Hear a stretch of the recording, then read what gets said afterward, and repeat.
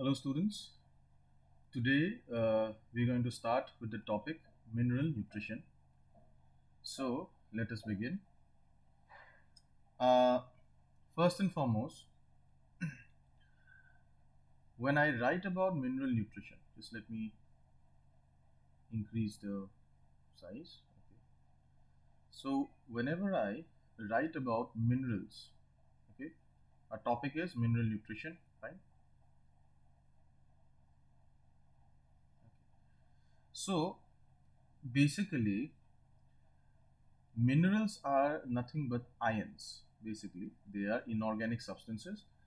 Okay, they are basically inorganic substances, and they are essentially ions. Okay, they are mainly ions. Now there are uh, approximately 105 elements discovered so far. 105 elements discovered so far. Out of these, 60 are found in plants. Okay, 60 are found in plants, and these are therefore known as essential minerals. They're known as essential, minerals. Okay. Now, when you look at your NCRT, there are certain techniques which are given, and the most important of all, which has been mentioned in the NCRT as well, it's called hydroponics. Now, what exactly is hydroponics? Hydroponics is basically when you immerse a plant in a solution filled with minerals. Okay, so if this is a plant, okay, any plant, so if you immerse this plant in a jar, suppose this is a jar, and in this jar you place a solution. Okay, you place a solution, and in this solution you have all the minerals which are necessary for the growth of the plant. Okay, so this particular solution has all the essential minerals. This particular solution has all the essential minerals which this particular plant requires. Such practice is known as hydroponics. Now, if you look at the diagram from the NCRT, okay, let me just open the NCRT textbook. Just a second.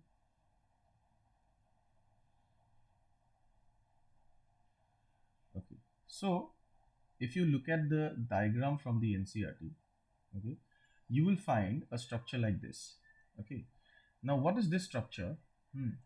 This structure contains a plant having a solution which is known as nutrient solution. Now, what exactly is a nutrient solution? Nutrient solution, excuse me, are basically solutions which contains all the essential nutrients. Okay, all essential nutrients are placed in this nutrient solution. So, nutrients like, for example, sodium ion, potassium ion, phosphate ion, okay, sulfates, okay, excuse me, all of them can be a part of this nutrient solution. Now, what is the function of these nutrients? They help this plant, they're helping this plant essentially to grow, right? Now, again, if you look at your NCRT, there is also another diagram, this one, okay, excuse me. Now, see, this particular diagram has a pump and it also has a pool. Now, if I just draw this diagram here, so basically what is happening is that this particular diagram has a pool. Okay, for example, let me just draw a pool here. Suppose this is a pool, and connected to this pool is a tube. Okay, connected to this spool is a tube. Okay, and this tube invariably ends up back in the spool this way. And in this spool, or sorry, in this tube, there are a lot of plants. Suppose this is one plant, this is another plant, this is another plant. So there are lot many plants, and in this particular pool you have a solution. Okay, you have a solution which contains all the essential nutrients. Now what basically happens is that there is a pump associated with this pool. Okay, there is a pump associated with this pool. Now with the help of this pump, the nutrients are expelled outside, and these nutrients move through this tube. Okay, through this tube, and it falls back into the nutrient pool. Now while the nutrient solution moves through this pool, all the essential nutrients are absorbed by these plants. Okay, all the essential nutrients are absorbed by these plants, and that is how hydroponics work in a mass scale. Okay, they work usually in a mass scale. Now this technique, this particular technique, okay, it was given by a person known as Julius von Sachs. Okay, and this particular technique has been used for the growth of lettuce. It has been used for the growth of tomato, and it has been used for the growth of seedless cucumbers. Seedless cucumber. All right. Now moving on, we have to look at the criteria of essentiality. Moving on, we have to look at the criteria for essentiality. Now, what are the criteria for a mineral to be an essential mineral? Okay, the first criteria is that the minerals have to be absolutely necessary. Okay, they have to be absolutely necessary for growth and reproduction of the plant.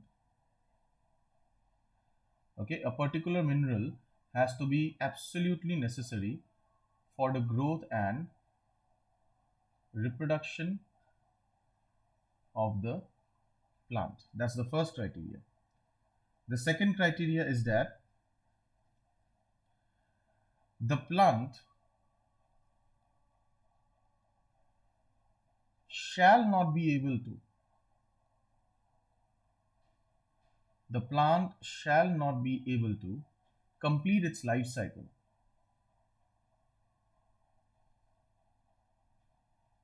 Complete its life cycle without them, without the mineral. That's the second criteria. And the third criteria is that the minerals, okay, the minerals must be irreplaceable. It means that the particular mineral cannot be replaced by any other minerals. All right, okay, they cannot be uh, replaced by any other mineral.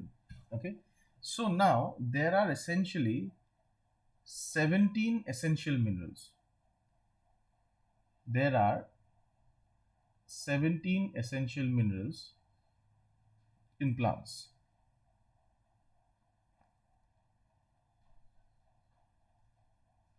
Okay. Now, coming to the essential minerals, okay, coming to the essential minerals, there are two types. Okay, the first type is known as macronutrients. The first type is known as macronutrients. The second type is known as micronutrients. Okay, Macronutrients and micronutrients are the two types. Now, what are macronutrients? Nutrients which are required more than more than 10 millimoles per kg dry weight. Okay, per kg dry weight. Okay, these are macronutrients. And micronutrients are basically required less than 10 millimoles per kg dry weight. Okay, fine. Okay, next,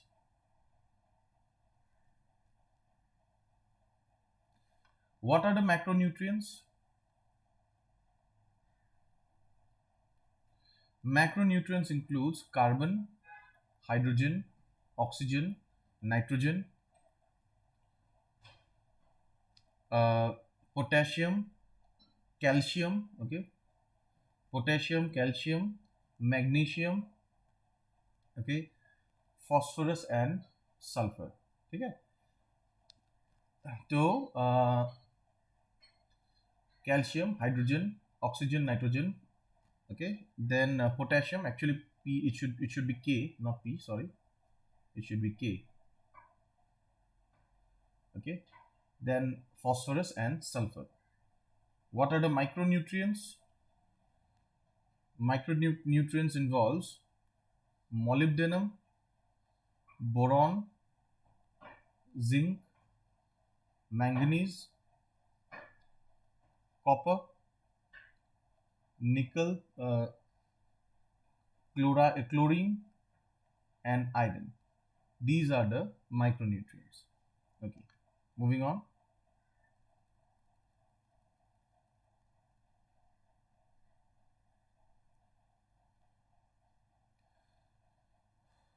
Okay, now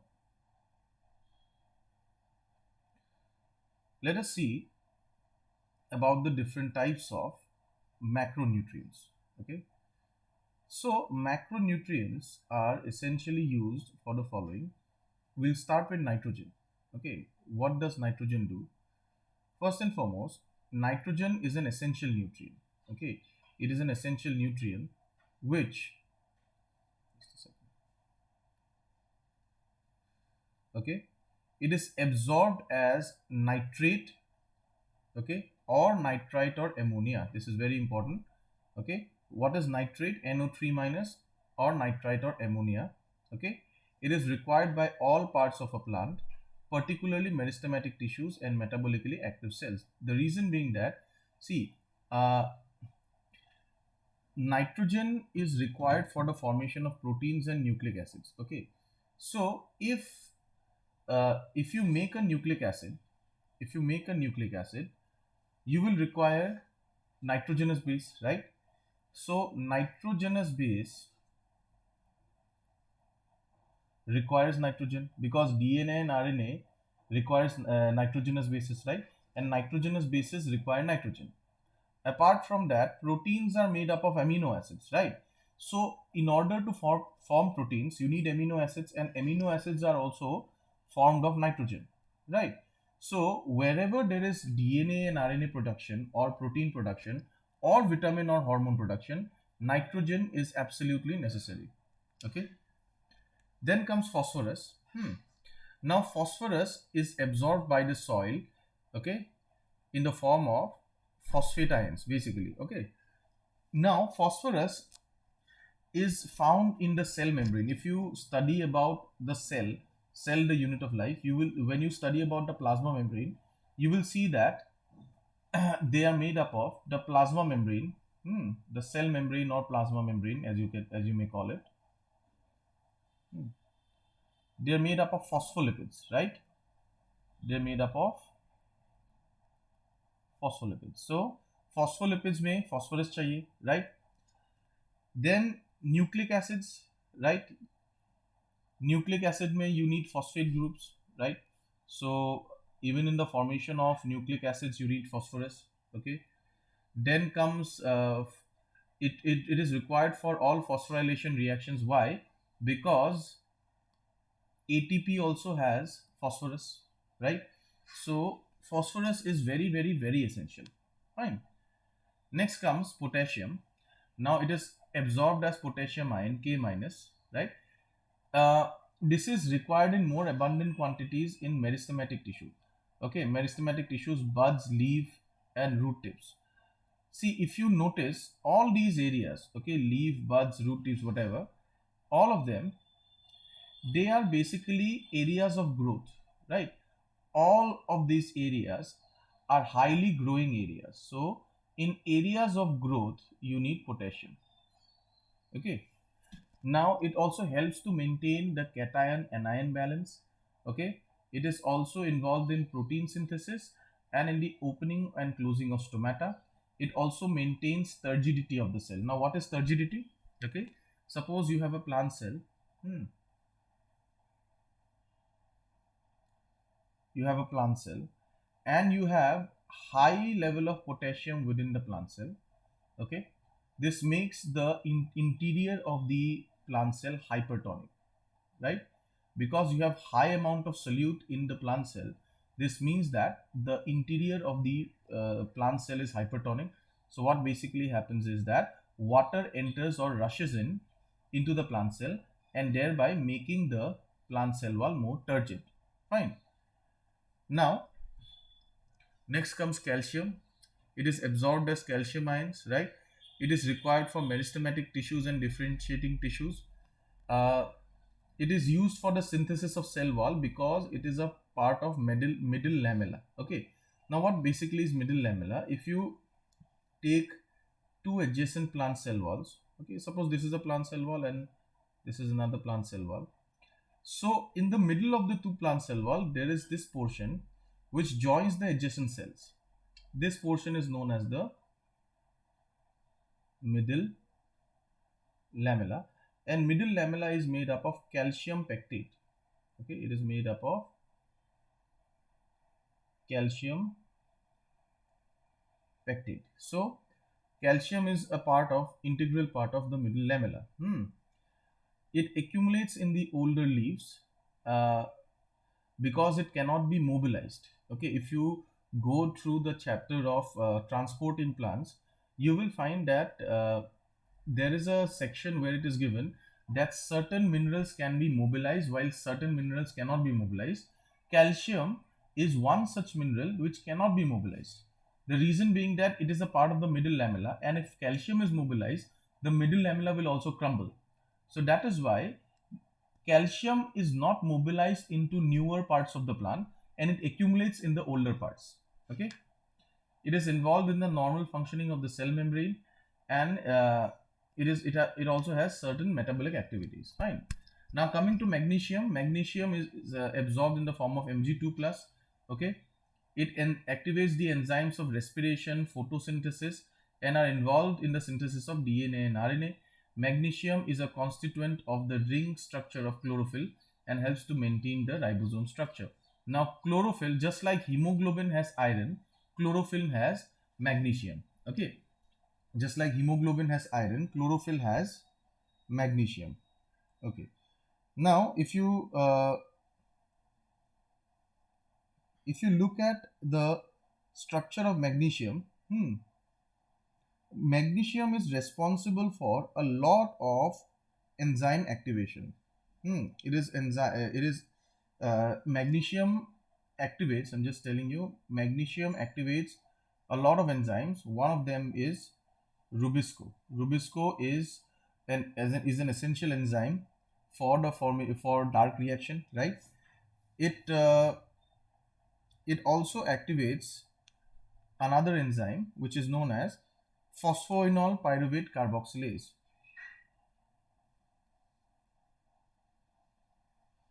Phosphoenol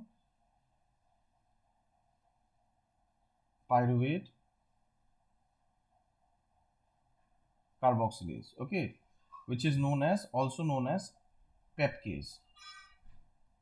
Also known as pepcase. Okay, and where do you get this? you get this in C4 cycle.